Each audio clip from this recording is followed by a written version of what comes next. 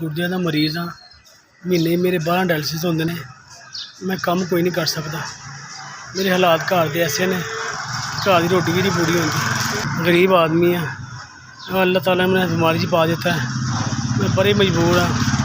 मैं कुछ नहीं काम कर सकता। मेरे निक्के निक्के बच्चे ने। डायलिसिस के बाद मैं खलो भी नहीं सकता। मेरी इन्नी तबीयत खराब होती है जिन्नी था कोई नहीं।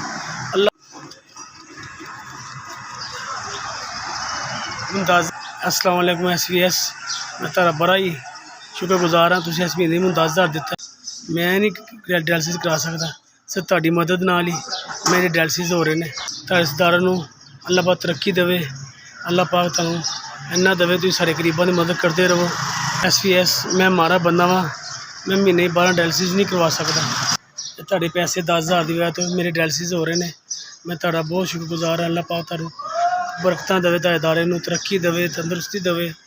अल्लाह पाक तुहानूं कामयाबियां देवे, तरक्कियां देवे। तुसीं सारे गरीबां दी मदद कर